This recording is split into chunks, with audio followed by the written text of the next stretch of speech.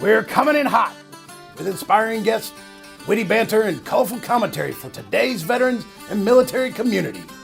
This is the Tango Alpha Lima podcast. They call me crazy cause I'm facing all my giants. They try to scare me into thinking I can fight it. They tell me I should never even think of trying. But that's just me, I'm gonna live out in defiance. Oh boy, welcome to the Tango Alpha Lima Experience. Alphas, we love you, Alphas, and today is a very special day. This show drops on the 1st of August, the first of a month. And now, I don't know if you know this, but the Legion is making the first of the month a thing. You've heard of Red Fridays, now it's first of insert month. And Ashley, what is this day? What is this? I wonder what it could correlate to. Let me just unzip my little vest here. Could you keep it PG-13? PG? Yeah. Is that what this? I misunderstood this podcast. Never mind. I gotta go. No, you're good. You're good. This is the Be the One campaign that. Let me go over here. Oh, look, yours is nice and ironed. I'm headless. You're headless. The Be the One campaign. Be the one that stops somebody from committing suicide. Yep. And I've always thought suicide prevention has a lot of steps before someone actually is ready to take that step. So I like to be the one to see someone struggling or having a hard time and try to intervene before it gets to that point. Because I say if someone does die by suicide, we've failed them probably 4 steps before that. So but now, hey, emblem sales, it's probably going to be in the I don't know the web address, so it's just going to be in the show notes, but you can get this stuff, and I think it's like $10 or $11, and it's actually pretty decent quality. I thought it would be like a 3 wash and you probably have to buy a new one, but no, the shirt is the one. So you can now be a part of that. And I don't just want to see it in the streets of your local community. I want to see it on the information superhighway. So take lots of pictures for the first of every month, get it up there, and we are going to spread the word and hopefully have a big impact on this very serious issue.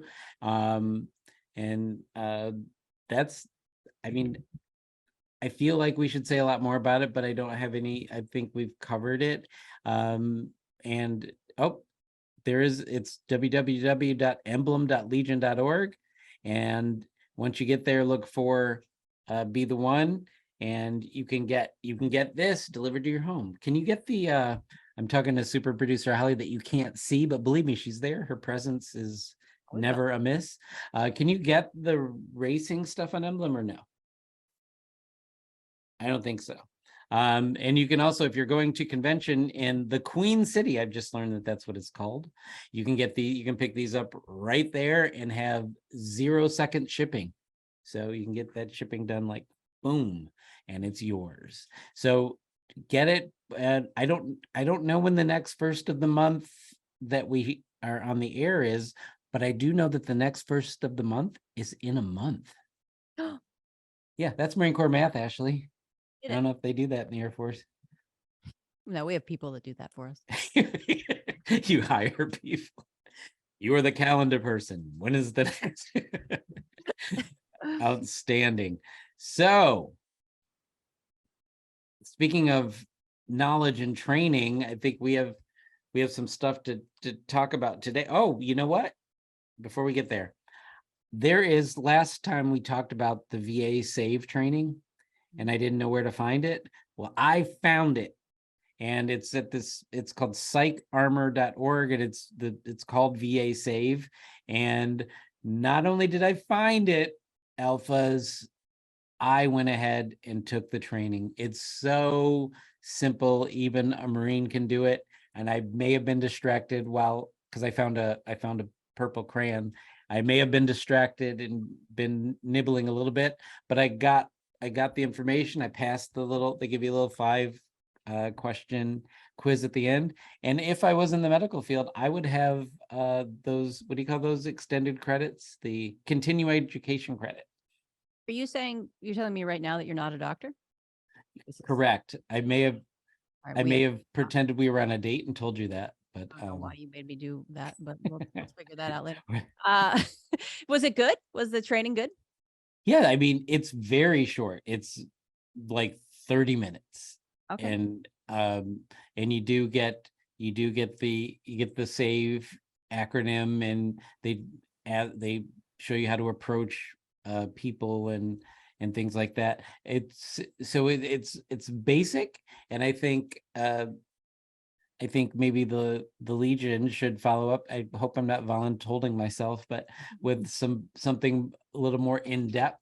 It shouldn't be me because I'm actually not a doctor. Nope. I've never even played one on TV. Can you believe that? Someday. Yep. Hollywood, when the strike is over, please call me. Okay, so we've got the training, and now, because you're still in the military community, I'm not, but I think you have some things that we can talk about. You will forever be a part of the military community and in my hearts. I noticed I said hearts. I don't know where I keep the other one. This is the topic. Which military habits veterans should keep or toss in their post-military careers? This is from military.com. So let's go back and forth here. Habit number 1, being early. I do like to be early. I go to the point of where I will, like, if I have to be somewhere and I don't quite know if I know how to get there, I'll drive it in advance.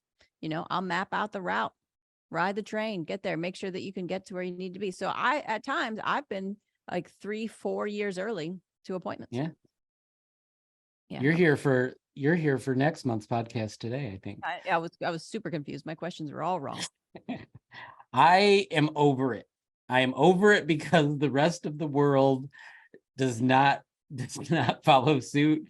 And I used to get places, and that literally they said 15 minutes, because if we were 15 minutes early, we were late in the military, in the Marine Corps.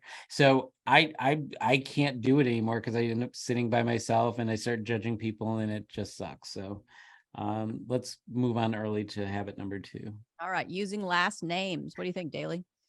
I like using last names. I like when people call me Gutermuth. It's fun.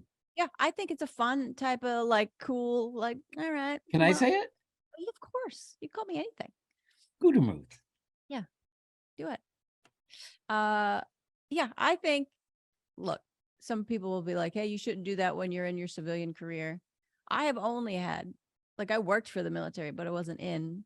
I still call people by their last names. But I've done a lot of bad things in jobs, like arm wrestling my bosses. Every job. Got to establish dominance early. So maybe don't. I haven't seen you arm wrestle Soria. Oh, well, happy to do it. We'll do it at National Convention. Want to film it?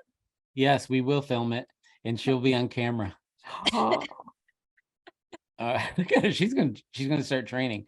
All right, here we go. Habit number 3, speaking succinctly. Hoorah! Rah, rah, rah, rah, rah, rah, rah, That's it. rah. I'm done. Hoorah! It's, yeah. I mean, you look at how much of a message you got across there. I mean, hardly anybody. You know when you talk to somebody and they go on and on and on, and you're just like, wrap it up, Tim. So I think speaking succinctly is a good one. I'll put that in my back pocket. Boom. Boom. Number 4, showing your self-sufficiency. Personally, I am all about self-sufficiency. Anytime that I have to rely on anyone else, a bit of me dies inside. So, how about you?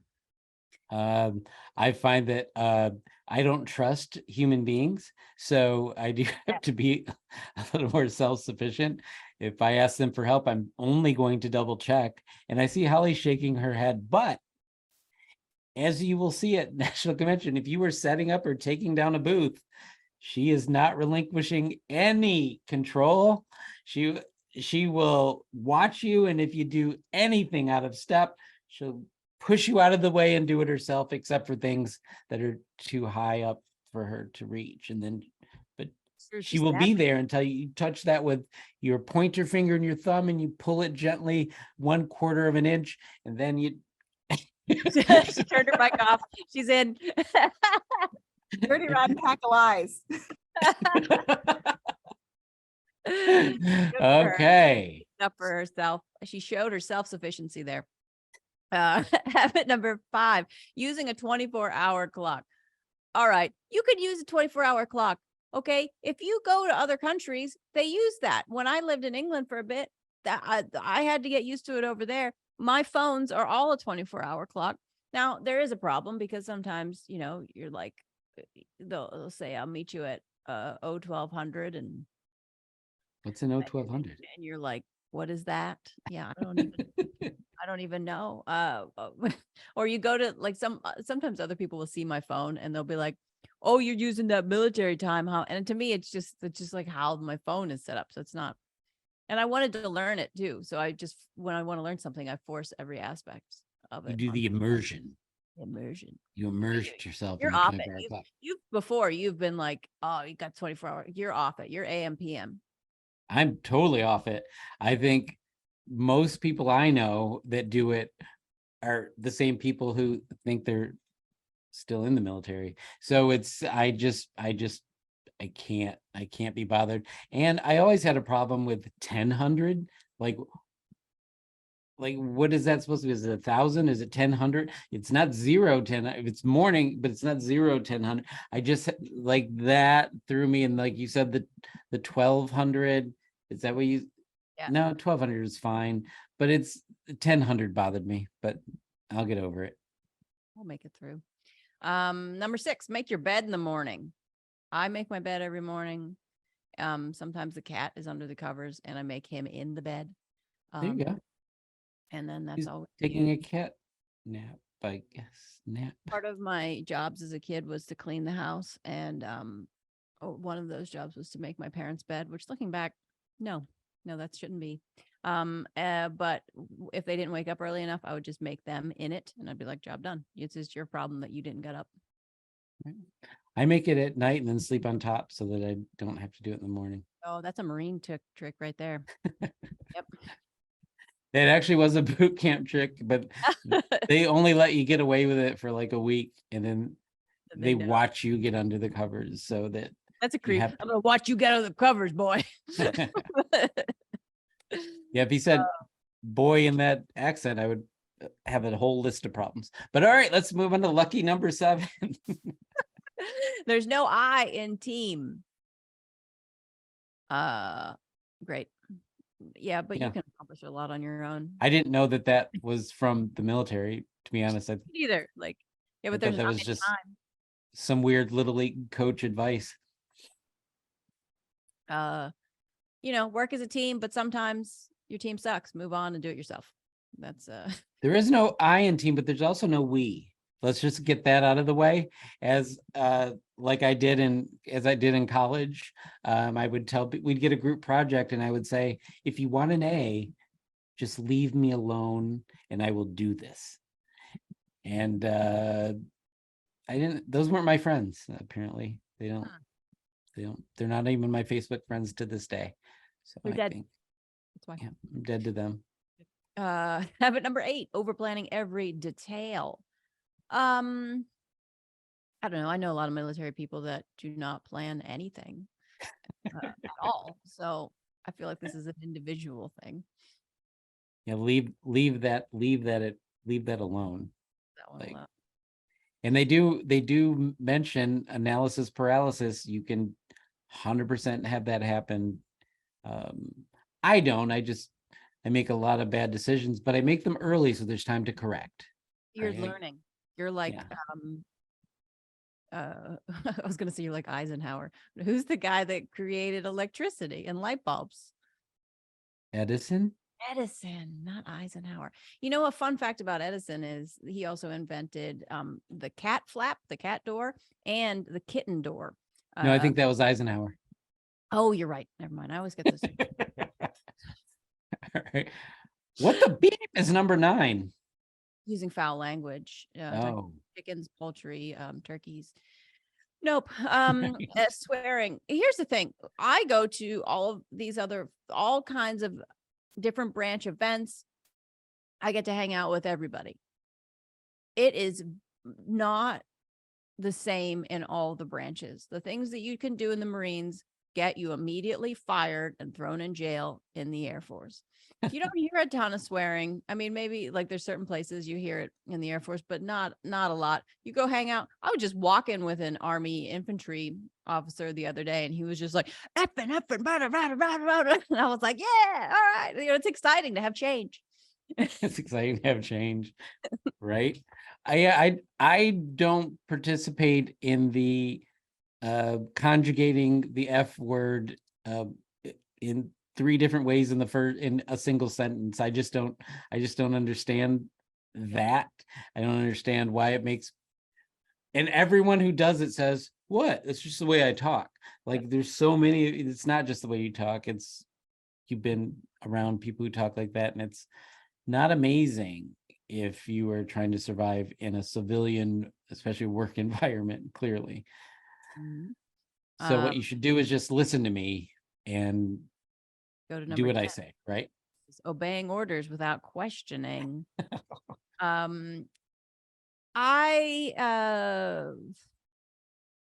of course you shouldn't. This is insane. There's absolutely crazy people in the world. Look at cults. You're going to obey orders without questioning? No. And you shouldn't necessarily do that in the military. Obeying lawful orders, number one. Right. You should question it. What's the get off? You want me on that wall? You can't handle the truth. That movie, they got in trouble for obeying the law without questioning because it was illegal orders. It was an illegal law. Go watch Dr. Strangelove, and you can see all the ways that you should not. Right. Oh yeah. As a Marine, I forgot A Few Good Men was the name of the movie there for a second. I'm probably going to be in trouble. It's okay. I'll probably take my anchor. I'll just be stuck with an eagle and a globe. No anchor. I'll have to earn that back at some point. You know who doesn't have to earn anything? Our guest today. Oh, truth. Today, we're going to be joined by Ann Mills-Griffiths, who has led the National League of POW MIA families since 1978. Oh my we should God. probably get that off. We should take that off the list too, is Mm-hmm. spelling things in military alphabet and using the numbers like that. All right. First, she was the executive director, and since 2011, as chairman of the board and CEO.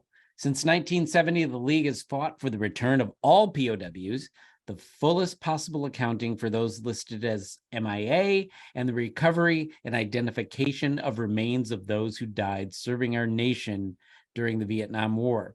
We're going to be right back to talk with Ann about her decades at the helm of this right after the break. To look out for those that served, we must be relentless. To influence Washington to do the right thing, not just for our veterans, but for the country, we must be organized. To inspire the next generation of leaders, we must be united. We must be Legion, the American Legion. Join today at legion.org/join. Well, welcome back from the break, Alphas. As I told you, and I introduced Ann before the break, but I want to add that she is a member of American Legion Auxiliary Post 364 in Virginia and has given presentations at many American Legion national conventions. So while she's a first-time guest here on Tango Alpha Lima, she's a long time and dear, dear friend to the American Legion. Ann, welcome to the Tango Alpha Lima experience. Thank you. I'm so delighted to be with the Legion. It's great. Wow. And how are you doing today? Let's just do a little buddy check on the camera here. How I'm doing today. I work too much, about an average of a 12-hour day, but with the demands that you get on an issue like this one, which impacts so many people, including today's military, it seems like it never stops. I am trying hard to sort of ease out a bit, because I've been the head of the National League of Families since 1978, long before you all were born. Before you get too deep into it, I'm not trying to get anything from. I just want to know how you are, and they'll let Ashley get into what Oh, you just do. how I That's full am. company- the Just you as a human being. Challenged, always hopeful, and Okay. always moving forward. And my attitude is, if something that may be bad or something happens, then look at it carefully to see if you can figure out a way to make it positive for whatever it is you believe in and want to do.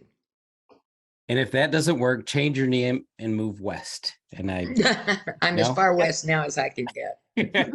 So am I. And I've changed my name too many times. All No. right.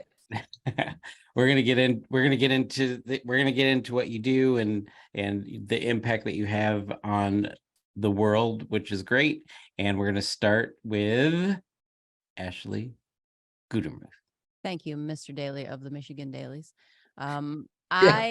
Anne, oh my goodness, what a life and what a story you have, and the impact that you like we revere celebrities for some ridiculous reason. Like they do stupid things and we're like, oh my God. And I read what you've done and I'm like, why is Anne why does she not have 10 million Instagram followers?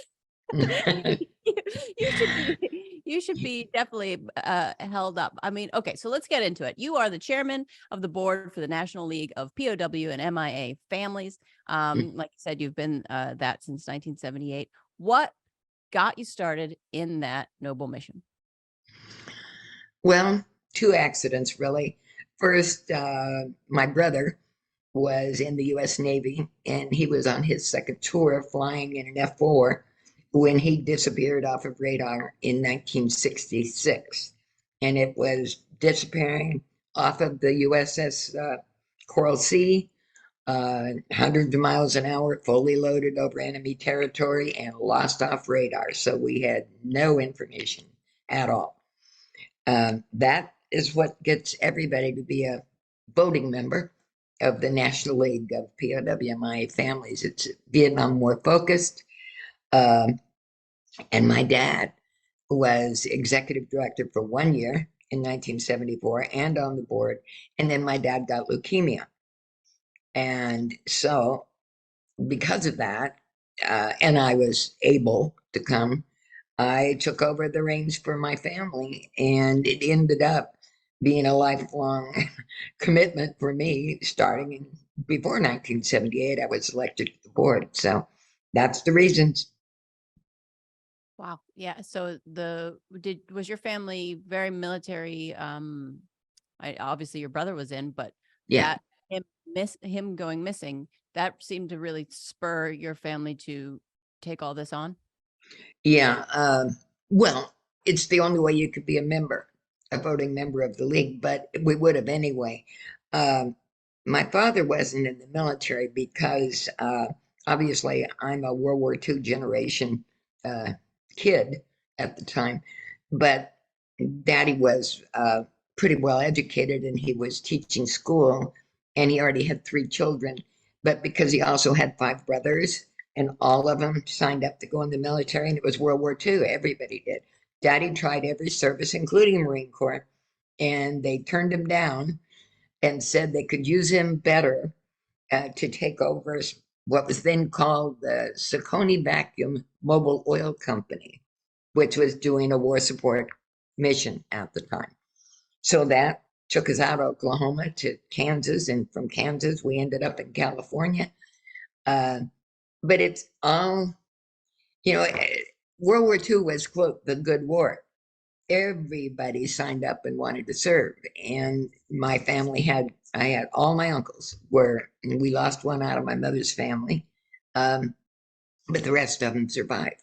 So that was part of it. And then both my brothers, the one that's missing and the one that isn't, that survived and still lives, and my eventual brothers-in-law or brother-in-law, all were in the U.S. Navy. So, and that was all Vietnam War. But I guess you could say that's what generated it, Ashley, is the connections with the military were all there, all different, but all there. Yeah. All right. So yeah, you obviously you grew up very connected to the military, and you've transferred that service to your organization and the American Legion as an auxiliary member, day to day, what goes on at your 501c? Is it a 3 or a 19? It's a 3. 3. Yeah. Mhm. What do you do there on a day-to-day basis? Like if you weren't talking to us, what would you be doing? I'd be either writing to members of Congress or encouraging our state coordinators where we have them in most states, or as chairman of the board, I have to do all of that. I have to transmit the views of the league membership. We have a board of directors, 7 members on the board. Used to be larger in earlier years, but our bylaws require that on anything that we have, the board of directors sets the policy, but in a foundational way, it is the membership, because everything has to be really approved and has to be a consensus of the membership. So the chairman also hosts and moderates the annual meeting every year until COVID, of course, and we all had our cancellations during the COVID time frame. But mostly it's been building up the capacity of the U.S. government to what it is today. Today, the people that do the accounting for Vietnam War also has expanded because of all of our efforts, including the Legion and all your VSO colleagues, and the League's push from the beginning, especially boosted by President Ronald Reagan. And that's because when he came into office, everybody in California knew how strongly he supported the POWs and the MIAs and trying to get an accounting for them. So when he came in 1980, it was with a commitment that included, he wanted this issue and working with to get our people home to be a matter of highest national priority, not the highest priority by any means, but a matter of highest national priority, to do our best to bring people home and to honor a nation's commitment to do that. So as a result, we have the best capacity in the world, the envy of the whole world, do a lot of training of other countries, do a lot to try to help them do the same thing. And that's a matter of informing people. When you talk about honoring and remembering, the ultimate honor and ability to remember is to do our best and to honor our commitment to those who serve our country and do our best to bring them home if they're captured or missing. So we devoted our efforts to that, have since formed, and today it's recognized as literally the best in the world. Wow. Interesting you bring up President Reagan, who was a member of my post at one point, at post 43, and then he transferred to post 283, which now has his name attached to their post. It's the Ronald Reagan Pacific Palisades post 283. And I wonder if he picked up some of that from the Legion, because as you know, being around, we take the POWMIA issue very seriously. Every meeting, we set a table with symbolic settings. I won't go through them all, mostly because I don't remember them all precisely, like why the salt's there, why all of that stuff is it's meticulously set at every meeting. And then of course we place, the sergeant arm places the flag or banner on the empty chair. Besides it, and we remember, and it's in the script. I read it all year last year about rededicating ourselves to this vital endeavor is actually what we say. And so beyond those symbolic things, what as Legionnaires can we do to help you in your mission and to move this thing forward? Well, there are several steps that are very direct and easily accomplished by individuals, and then you can do things organizationally too. And the national organization of the Legion is very adept at doing that. And things like impacting legislation or policy, and these days all done with the a computer and a button, and it sends a letter to your member of Congress, and it's all organized and effectively so electronically. So that's important on legislation that may be pending, or simply expressing the views and policies of the Legion and the Legion Auxiliary to stand behind the people who serve our country. And that includes if captured, missing, or killed in action and your remains are not recovered and returned. It includes those three things. And it's ultimately, you can honor and remember when you get them back. And so that is vital. Welcoming and making it known to people all over the world and the country that people who have a missing relative are also eligible to be members of or associate members of the Legion and the other BSOs in their communities. That's an important thing. Using the practices like you just talked about, it's the missing man table, missing man honors table. It has been practiced certainly by the Legion since I became head of this organization and long before that, because it was before the end of the Vietnam War when that whole process was initiated by some Air Force units stationed in Thailand. And our flag, our POWMI flag, today flies even over the White House, but every military base, post, and station, every U.S. post office, it's ubiquitous, the amount of exposure that our POWMI flag has all over the country and literally at our embassies in foreign countries, many of them. So those kinds of things, and supporting them and understanding what that flag represents, what that missing man chair and the missing man honors table, what it means to individuals who are members of your organization, some of them, but even those who are not, those serving today that were far too young to know anything about all that. It's not taught in a very sensible way these days about what service to our country means. And you see all the concern about getting enough volunteers to accurately and adequately serve our nation.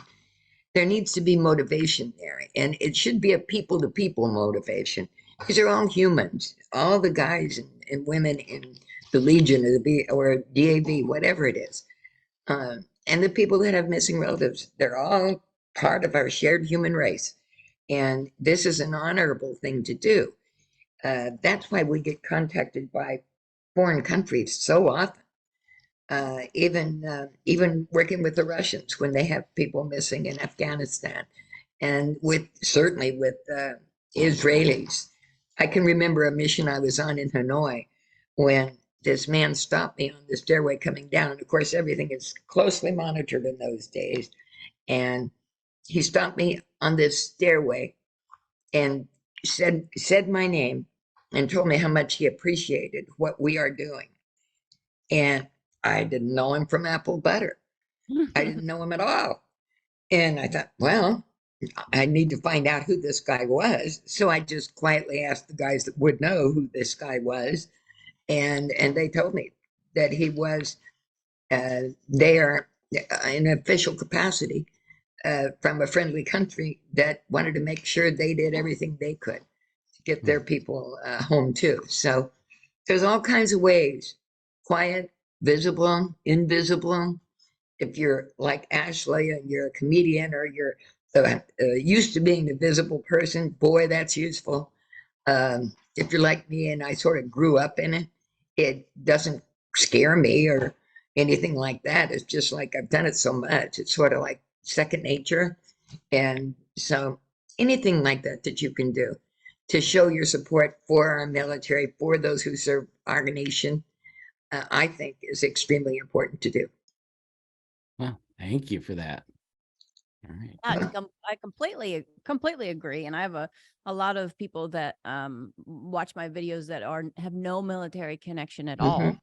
And I try to, it's hard for me. I go to a lot of official military ceremonies and I try to show them like I'll take a video or something like that. It's a mix of me being respectful, because obviously, that's what you're supposed to do in that situation. But also I know that when I take a video and then put it online, people that have no idea that we do things like a POW, the table ceremony, like, the singing of a Air Force song, or the national anthem at 5 p.m. That's what we do on Air Force bases anyway.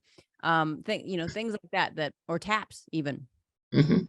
being able to show people that I've found been pretty powerful. So I think it's good. What you're saying, people to people is the way to go. You represent POW MIA families that through direct contact with U.S. and foreign leaders, right? How do you Yes. approach that? And what is it like? What's it like talking to these different countries that you must have to have, such a balance? Well, they're people too. And I know an awful lot of foreign communist officials in particular. And the reason is most of the countries that are still trying to, or working with us at least, usually trying to make them work harder and better and more. But you learn to know them and they grow up and I admire so much, for instance, using Vietnam as an example. They have a tremendous work ethic there and education ethic that really I've seen is second to none. I've been to a lot of countries. But the reason I admire it is even people that they have going into their State Department or what we would call the CIA or the DIA or anything, if they're going to be learning a language and assigned to a country, they're learning about that from the minute they decide to go into that is their future, that's what they want to do. In Vietnam, they will teach them what we've done together, country to country, people to people, from the very beginning of this issue when it got serious post the end of Vietnam War, from that time forward, and how well they prepared for the end of that war, knowing that America would want to get its POWs back and to account as fully as possible for the missing. So they learn that. And it's tragic when you see like some of these senior officials there, in particular, the Minister of Public Security of Vietnam. I've known him for years. And since he was a young guy, and now he's Minister of Public Security. I just visited him last December to impress on him the areas where we needed the greatest focus to really get the fullest possible accounting. And that I was even older than he is. And, we've been in this a long time. And the same is true of Prime Minister Hun Sen. He's looking at naming his son, Hun Manet, to be the new prime minister, I guess. And it probably is going to happen that way. I've been working with Hun Sen one-to-one since 1984. And I was working with Hun Sen when his son was going to the U.S. Military Academy. So there's those kind of people-to-people links that have gone on as well. It doesn't mean that you have to appreciate their human rights record or their whatever political or policy view they have. They are people, and you can work with them if you try to look at them from that standpoint. And if your country can educate them about the issues that they are going to be facing and the culture and the environment of the people that they're going to their country to work, like the attaché corps, they're all pretty highly informed and educated and instructed throughout because of their focus of the area of the country that has their interest and their language capabilities. All those kinds of things are very important to being effective across the board. And I don't mean just on this issue, but everything. If you understand the people, their language, their culture, I'm a total reject at learning all the languages. There were just too many. And they all wanted me to learn all the languages. I'm going, hey, Vietnamese, Lao, Cambodian, I mean, those are all unusual languages, or Chinese or Russian, I just couldn't do them all. But I am a continuity for them too. And a message. And what Minister Tolam did after I went in December of 22 and laid out what we need them to do more and more of, and more quickly and efficiently, he had articles all over the country with pictures of he and I in what I call one of the throne rooms, the beautiful decorated rooms. And he had that published all over the country with him being interviewed, and not being him, talking about how we've worked together since the mid 1980s on a separate humanitarian basis on this issue. That was invaluable. But that's really why he wanted me to come there. And it was so that he could do that. It was good for the issue. It was good for them. It was good for the United States. So it was one of those win-win-wins. But he wouldn't tell me in advance because he wanted to make sure I would come to Hanoi. Yeah, what I'm hearing is you don't have to agree on everything. You don't have to really like them and what they stand for, but do what it takes to get the mission done. Well, and you'll find that often, because you can tell you're an outgoing, warm person, Ashley. You'll find human characteristics in them that you can admire when you do not support at all their policies, or in many cases their implementation, or the limitations they put on their own people. From my standpoint, I could never live, happily at least, in a communist controlled country, because I just couldn't. But that's me. It doesn't mean that there aren't people in that country that I think the world of, that I like and I admire. Yeah, that's a great perspective. Had to be that way if I was going to be dealing with them all these years, right? Yeah. Right. Before you go, I want to switch it just a little bit. Sure. At Tango Alpha Lima, before this, we've had two Ashleys. It's a whole thing. Original Ashley and I and Mark Seavey interviewed former POW Jessica Lynch. I'm sure you've come across her before. And that does two things to me. One is it makes the issue more real as someone that people have seen on TV that are not World War II or Vietnam era. And two, it adds the thing that it can happen to anyone, because I think historically we think of it as men being taken in. And I'm sure in your work, you're one of a few women probably that's doing this work. And I'm wondering how that's expanded over the years. Oh, it's expanded. Not in terms of captives or that has historically been very small, and it is of more recent years or more recent conflicts and wars.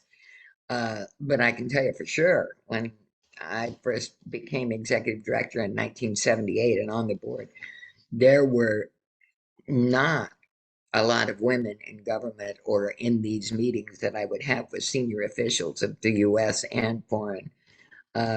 If there were women, it was usually as a special assistant to the minister or as the secretary or as something, but certainly not when leading the conversation or the mission or the dialogue.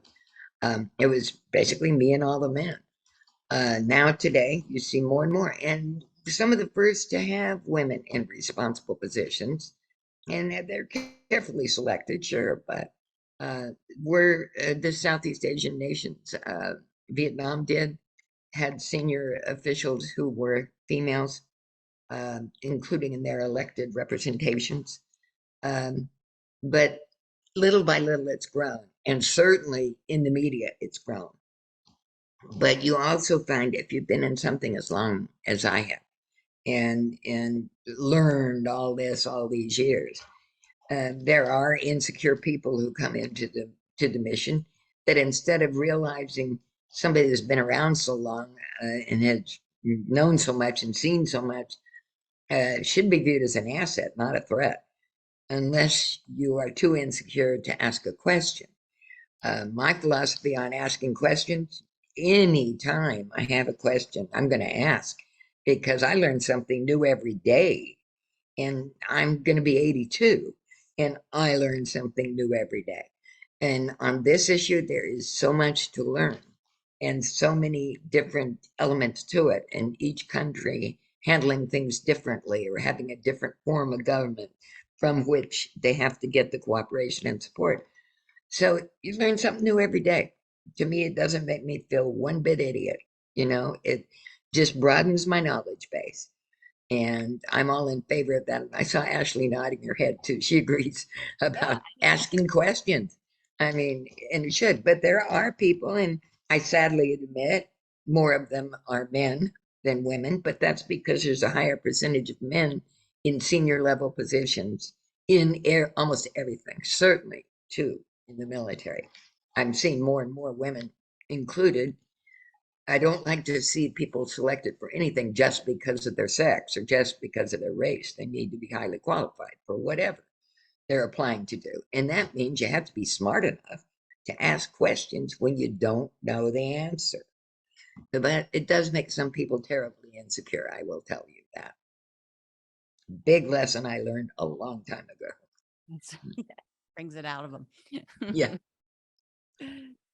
But I do have a follow-up question. Sure. I had heard from somewhere that a story that you started the show with did have an ending, that they were able to eventually locate your brother. Is that true? Yes, it is. And it Okay. is really a miracle story because, like I said, when I said my brother got me into this, he did disappear off USS Coral Sea, backseater in an F4, flying hundreds of miles an hour, fully loaded, over the coastline of Vietnam and headed that direction and disappeared off radar. So we knew nothing. Well, and I never, ever, of course, being head of a league for so many decades, I never did and never could raise my own brother's case to anyone in any of the countries because I would be accused of doing favoritism to my own family or something. So it was just a given. I never raised it to anybody, and I knew plenty of people I could raise it to, but I never did. Well, out of the blue, this Vietnamese fisherman snagged his fishing net on wreckage of US aircraft. Now, if you know anything about Vietnam and its long coastline, a lot of that coastline is pretty shallow water. And with all the countless thousands of planes that were thrown over that area of the world during the Vietnam War, which extended a very long time, as you know, there was a lot of aircraft wreckage along that shallow coastline. So it took 8 years after I think it was 8 years after he found this scrap, and it looked like it definitely correlated to an American aircraft. But most of them were American aircraft or allies. So it took a long time after he snagged his net to be able to come up with the thought that it belonged to one or two cases. And I knew the people that are the other case that was sort of like a twin case with my brothers. And finally, they did decide it was the plane that my brother had been in. And then it took, and in that area, due to the tides and all the complicating factors, it isn't an area you can go to just whenever you wish. First of all, you have to have the foreign government's permission. But second, you can't see underwater in all areas at all times. It depends on the tides and the way the currents are going and a whole lot of things. So it took 8 years to be able to just determine that after it was discovered.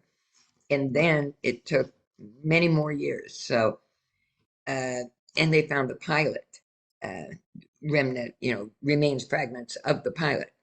And it so happened that the leader of the laboratory and the POWMI organization at that time wanted to call me. They were on their way to a nearby office and wanted to come and stop by our office at the League, which is now in Falls Church, even though years and years with the Legion before that.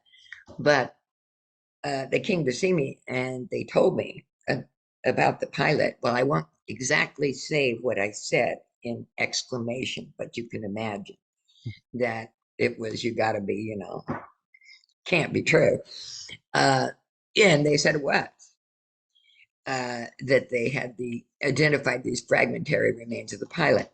So I said, after I recovered from my shock, I just looked at him coldly. I said, that means my family's uncertainty is ended.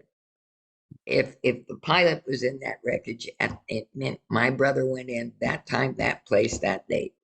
So we no longer have the uncertainty. And that is the motivating factor for the families. If someone just disappears, if you have evidence that he was killed and they weren't able to cover remains, at least you know he's not being held captive, he's not being tortured, and you know that he's gone, even if you don't have the remains. So I told him, I said, well, that means that you get one more shot. You can go one more time, you can go back after all these years, you can go back one more time and try to get my brother too, because you now know that's the right place. And the head of the lab, and I won't use his name, but the head of the lab at that time said, well, I don't know if we can do that. I just looked at him very coldly and I said, I don't think you understand me. You will do that one more chance and that's it.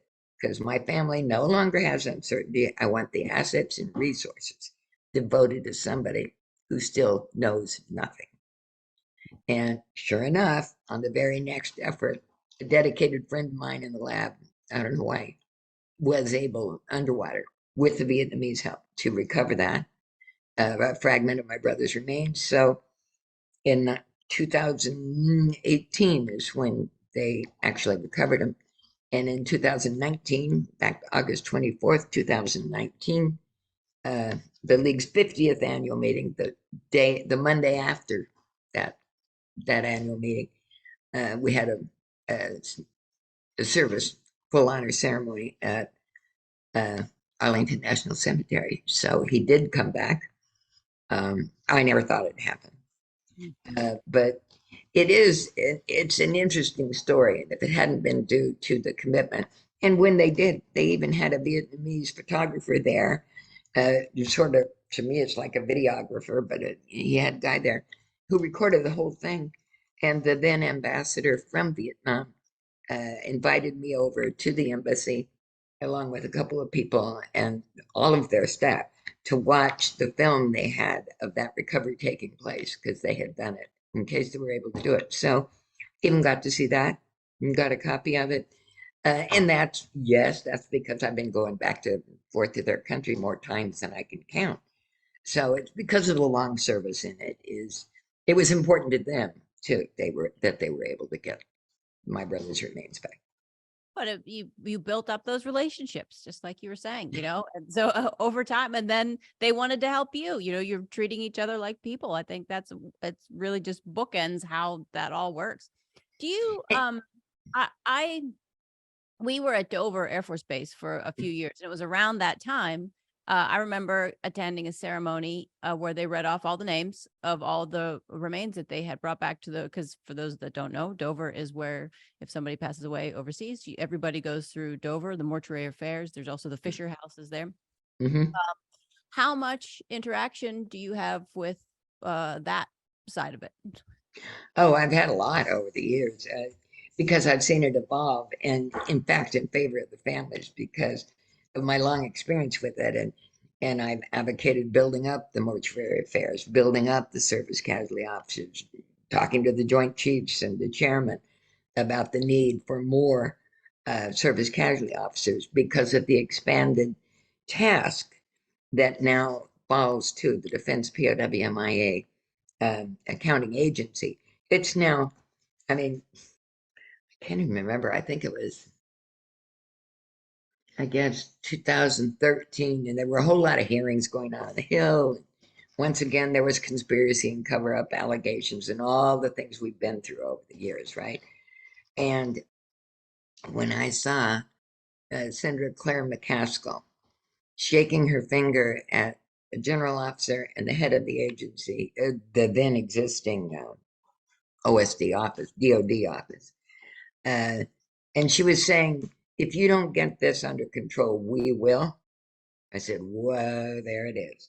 The last thing you want is Congress involved in the details of micromanaging an issue as complex as this. So with that, I said, okay, there it is. Got to move. So here's another thing that I then did. I put together, yeah, no, I'm no good at all those things you all do automatically because you've learned to do them all your life. I don't know. No, I'm no good at that. I mean, I can do or sort of adjust or edit a PowerPoint paper. I do not know how to construct one. So I would draw the relationships and the format for this new agency that we were proposing, and it would combine into a defense POWMI accounting agency. And Chuck Hagel, whom I had known for years because he was in Congress and all that earlier. So he'd always told me, anytime you need anything, let me know. So when I saw that hearing, I went to people much smarter than I will ever be and said, okay, what do you recommend for the structure of this new agency that was to combine the laboratory, the life sciences equipment laboratories, and the policy and the field operations all into one defense POWMI accounting agency. So I got a lot of expert help in guidance and recommendations. So I draw ugly pictures and give it to somebody in my office and say, all right, can you make this look right? So we finally got it done. Everybody agreed, including the current guy who holds the position of the head of the Defense POWMI accounting agency. His name is Kelly McKeag. And he gave input to this structural change of combining all these agencies. And Chuck Hagel, I went to see him because he told me to call anytime I needed anything. And if I didn't need anything, I wasn't going to bother him. When you're Secretary of Defense, you got enough on your plate. So I did need it, and I needed to see him. So I did, and I took him that plan, all done perfectly, of course, not by me, except putting it together behind and knowing who to call to be expert. And I took it to him, and some other people tried to intervene in that meeting, but I made sure it was just Chuck and his military assistant, who was a son of General Abrams, one of our commanders in the Vietnam War, and the other guy in the senior position in DOD that was dealing with this. And so I took it to him. Chuck was leaving on a trip to the Gulf region. And I said, no, please don't try to read it now. You've got to go retire this guy. You've got to get on a plane. Just take it with you. Do not leave it to be copied all over every copy machine in the Pentagon, because then we'll lose before we get started. And we don't want to do that. So he did that, and he came back and he directed that this new agency be formed. Now it's had some awkward bad times and some good times, and it still has ended up being the best in the world, but we're often in disagreements. If there are disagreements, it is the VSOs that I go to explain it and say why it's a problem or challenge that we need their help. Or in this case, with our new executive director, I'll be getting him to do that. His name is Jay Veith. He's much more brilliant than I could ever try to be. A published author. He's highly educated Vietnam War historian, but also very good with people. So I'm going to get him doing more of this. I have to, because there's only so many days in anybody's life. I'm not trying to leave earlier, but we're running out of time, and I'm running out of years, and I have to write a book. When you have been alive and been this involved for this many years in an issue that's still very much ongoing and impacts our military and those serving today, you can't just walk up and leave it. So I'm trying to get him more engaged, get other people more engaged, so that I can write this book, because I was the only non-government person on all these delegations all these years, with General Vesey, with so many people, and the earlier ones in the Reagan administration, with people whose names you definitely recognize. They all want me to write a book. Some of them are no longer living, but they all want me to write a book because I didn't have the restrictions on them that they had, that being in the military. I was just me, nobody, and I can write whatever. Now, I would not write anything that would be disgraceful, or I just wouldn't do that. It's too important a mission, and I'm not one to hold. I don't have time for personal vendettas. I just don't even have time nor attention to devote to that. And many people deserved it, but it was like, I don't have time to do that. I've got important work to do, not Yeah, hold a you grudge. got a mission. Well, you definitely have to write a book, and you're very humble saying everybody else is brilliant, but I will say that I think you're brilliant in everything that you've done. Thank you so much for for your lifetime of service. Jeff, do you want to bring us home? Yep. Well, thank you. Well, thanks so much for being here and for doing all of that work. I know that this book is going to contain a lot of content that will engage with people, because we've heard it here today. We've heard the stories that you have to tell, and I was actually thinking all of this sounds like a body of work that needs to be in print. So I look forward to that happening. Right now, I just want to make sure that we get information on where to get more information on your work and what you're doing. You and Jay, that was his name, right? Jay. That you and Jay are doing. Like, where can we keep up with you all before we depart ways here?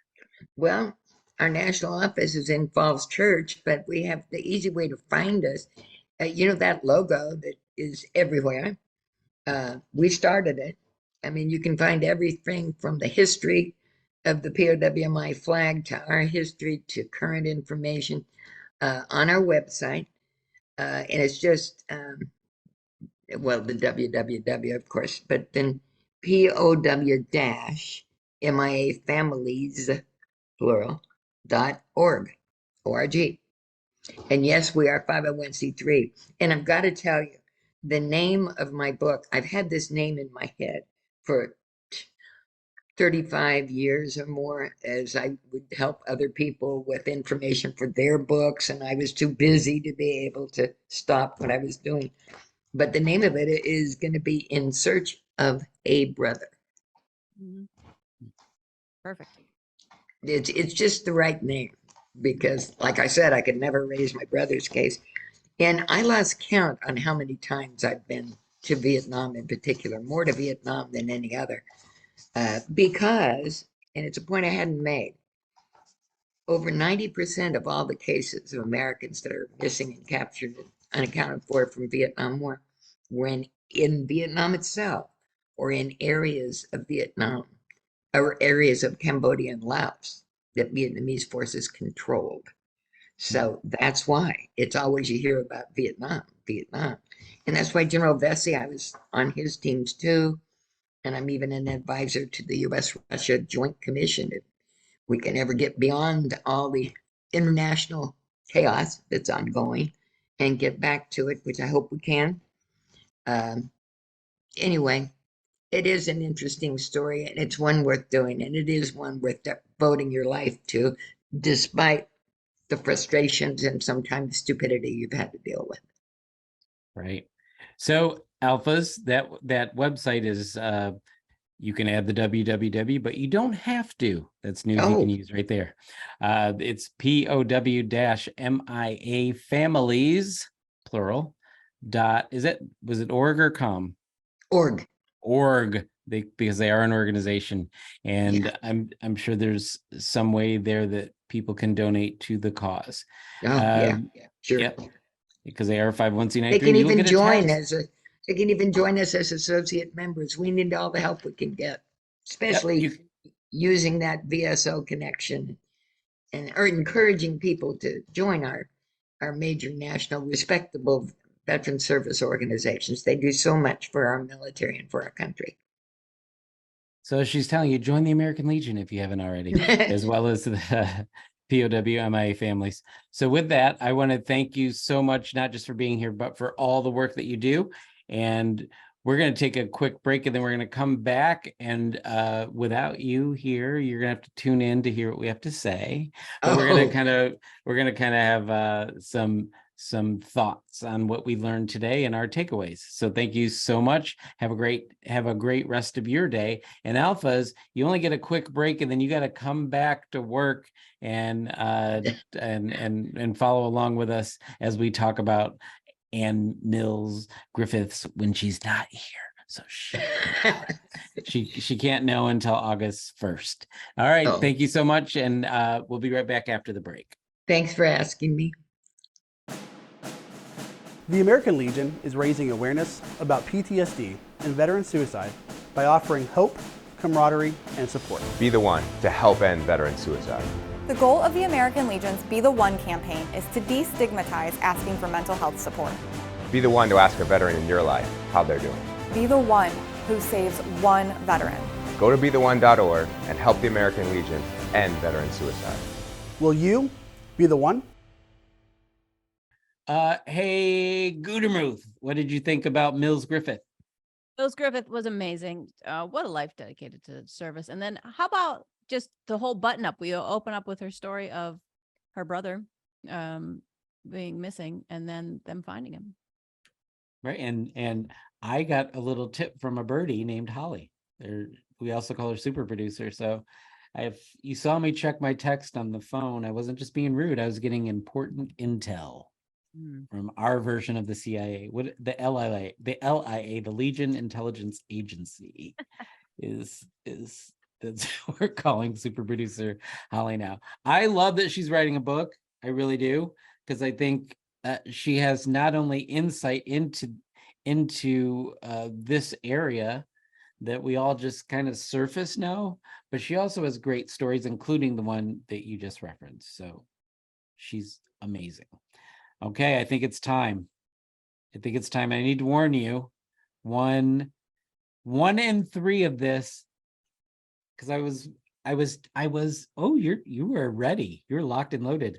I'm just going to tell one quick tidbit of information before we fire away, is that I was like, how am I summarizing these long articles? And then I decided to give in to AI, and I let them summarize 2 of these articles for me. I'm ashamed a little bit, yeah. But am I teaching the enemy of future man to take us down? Possibly. But it made this much easier. So here we go. Ashley, you ready? Ready. And we are ready for today's edition of Rapid Fire. Rapid Fire number 1. This is going to be a ChatGPT summary. The first one ever on Tango Alpha Lima. Serving those who served our country. Meet the North Carolina woman who found her purpose in helping homeless vets. Here's the summary. Stacy Buckner is a North Carolina woman who found her purpose in helping homeless veterans. In 2008, a stroke and subsequent traumatic brain injury, or TBI, nearly killed her. Today, she says her miraculous road to recovery led her to the outreach work that has become her life's mission. Through her program, Off-Road Outreach, Buckner has helped more than 1,000 veterans in Fayetteville, North Carolina.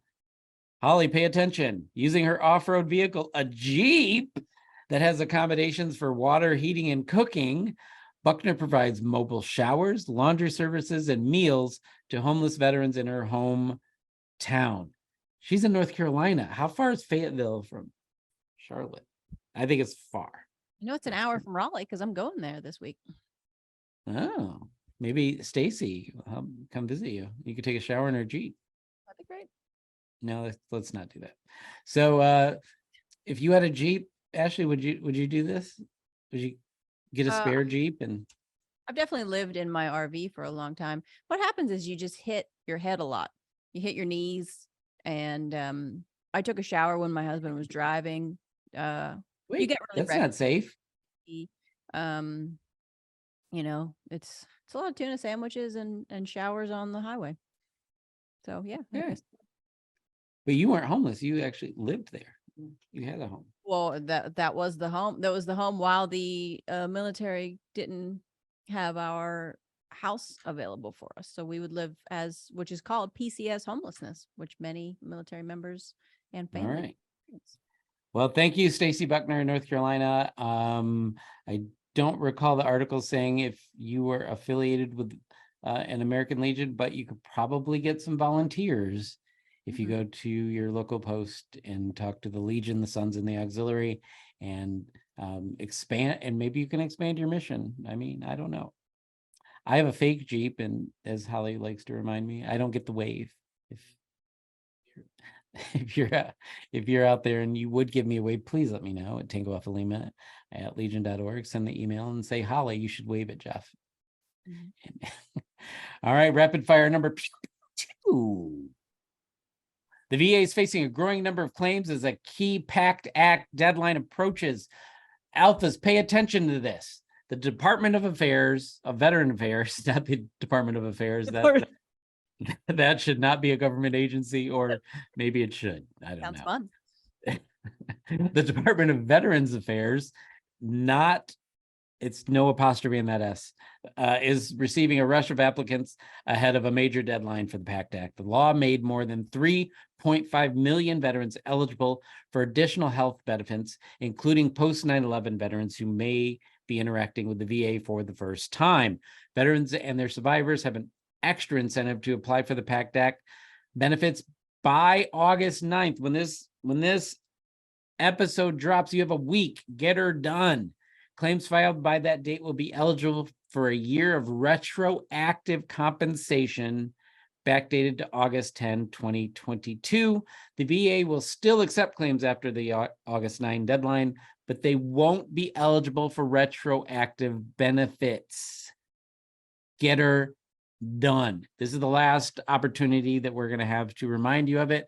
So I'm being bold. Can you threaten them with your loving leeway to get it done, Ashley?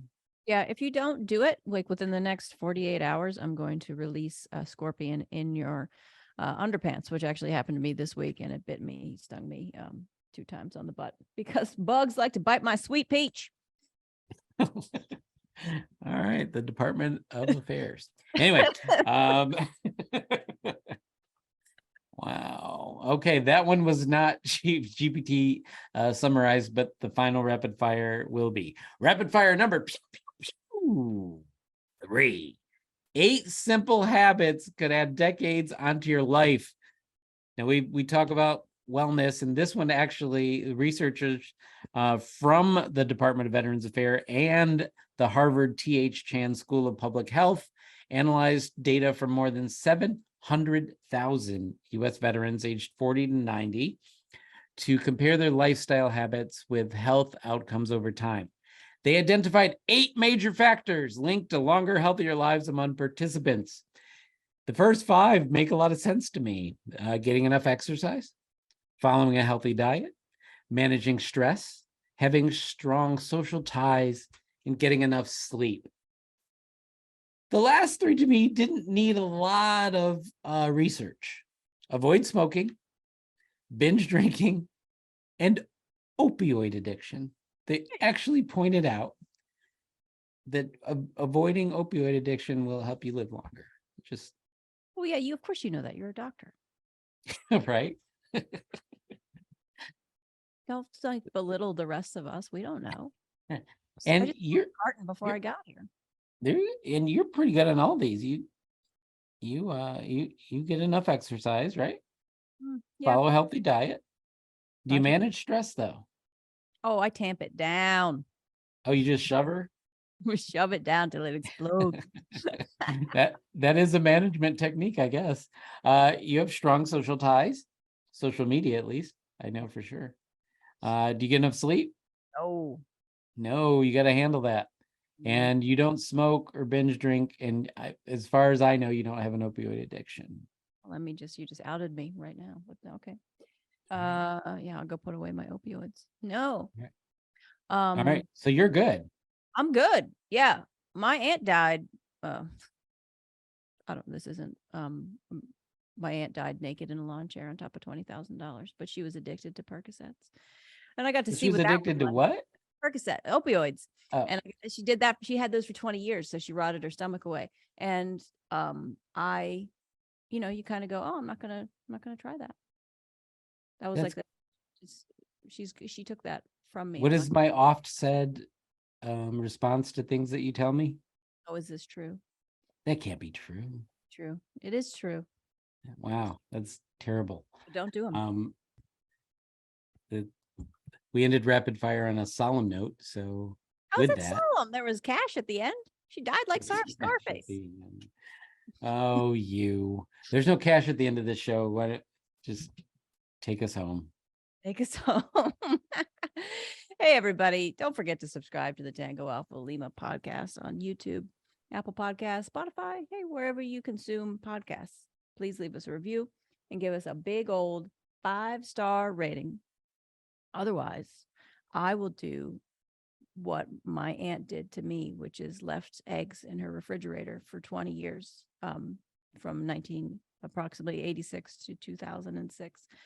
And then you have to find them and deal with them. She really wanted to keep the eggs. That's what hoarding is. I'll leave you those eggs. I still have them because you got to continue family traditions. Leave us a 5-star rating so the world knows how much you love us. If you have a guest recommendation, go to legion.org/Tango Alpha Lima. Click on the suggest a guest link. I love you. All right. And thank you for joining us today. I think you have a lot of inspiration to do great things out there in the world. Always remember our POW MIAs. If your post does not have the missing man table, please encourage them to do so at every meeting and function of the American Legion. Also remember your habits that you're taking with you into the civilian life. If you have any more that we didn't list today, please, you can leave them in comments on Facebook, on YouTube, or you can send us email to tangoalphalima@legion.org. You actually have to spell Tango Alpha Lima. It's not just TAL, although maybe we should make that as a backup, because how many people, veterans, are hearing Tango and just want to put the T because it's part of the list. Okay, so I want you to do all those things, and also go back and watch that Jessica Lynch episode from the 9/11 series. Actually, you can watch the whole 9/11 series. It's usually where I have people start because it was really impactful and amazing set of 20 episodes. So you could binge that as you travel to the national convention that we hope to see you there at the booth. I know Holly has some exciting things that you're going to want to see for yourself. I'm not going to tell you what they are now because, not my job. So thank you so much. And with all of that, I'm going to declare season 4, episode 170, mission complete.